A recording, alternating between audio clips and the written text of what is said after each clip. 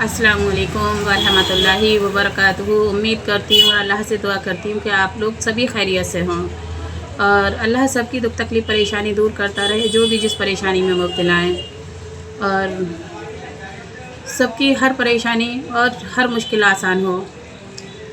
और मैं इसमें सूरह फातिहा की एक ऐसा करिश्मा बता रही हूँ जो मैं खुद पर एक्सपेरिमेंट करती हूँ, उसके बाद आप लोगों को बताती हूँ। और ये मेरे खुद के साथ ये मौजज़े होते हैं। इसलिए तो मैं जो है अपने भाई के घर गई थी घूमने के लिए। तो वहाँ पर एक घर के अंदर पानी की हौज़ बनी हुई थी, उसमें बतख थी 2 और वो उसमें तैर रही थी। तो मैंने उन्हें तैरते हुए देखा तो मैंने सोचा, मैंने कहा ज़रा पास से जाकर देख लूँ। और मैं उस घर में अंदर दाखिल हो गई, जहाँ वहाँ पर वॉचमैन थे, उनसे पूछकर। तो थोड़ी देर के लिए मैं वहाँ ठहरी और उनके साथ खेली। और जब मैं वहाँ से वापस निकली तो उनके गेट का जो विंडो था ना, मैं उसमें से जो निकली थी ना, उसमें 2 पत्तियाँ लगी हुई थी बिल्कुल सीधी।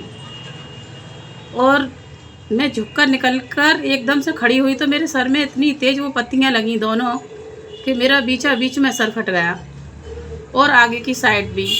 यहाँ तक कि मेरा बीचा बीच सर ऐसा लगने लगा जैसे मेरे सर के 2 हिस्से हो गए हों। और इतना दर्द और इतनी तकलीफ़ कि मैं बता नहीं सकती। मेरी आँखों के नीचे बिल्कुल अंधेरा हो गया और आँखों से पानी निकलने लगा दोनों से।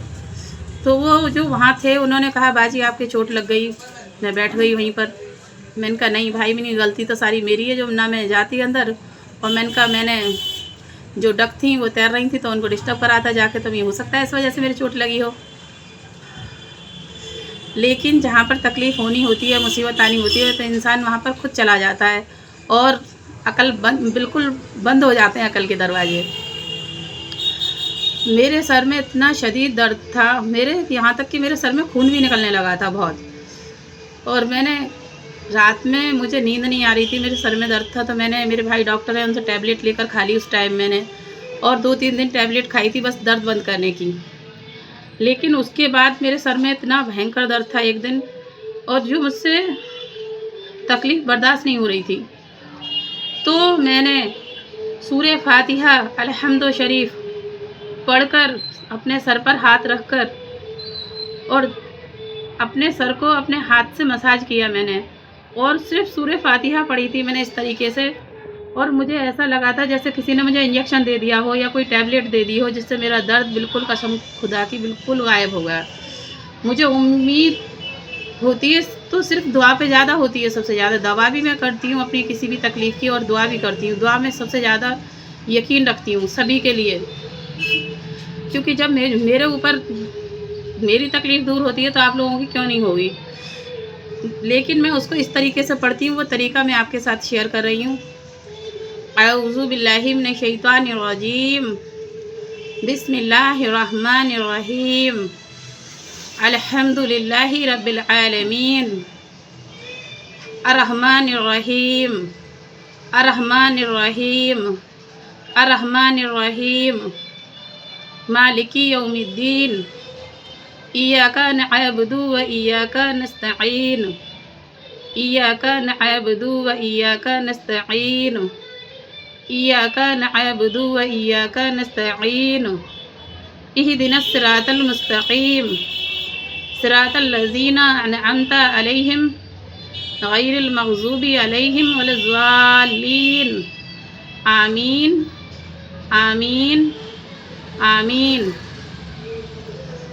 मैं इसमें 3 आयतों को 3 बार पढ़ती हूँ, लेकिन जो सबसे बीच की आयत है, 3 ऊपर हैं और 3 नीचे हैं, और जो बीच में है वो आयत इय्याका नअबुदु व इय्याका नस्तईन, कि इस तरीके से अल्लाह से हमें जोड़ देती है, जिस तरीके से हम आपके पास कॉल करते हैं और आपसे बात कर रहे होते हैं। और ये हर तकलीफ़ में काम आने वाली, हर तकलीफ़ को दूर करने वाली ताकत रखती है अपने अंदर सूरह फातिहा। मेरे सर का दर्द तो बंद हुआ, लेकिन मैं और भी परेशानियों में कभी मुब्तला होती हूँ तो मैं इसको पढ़ती हूँ।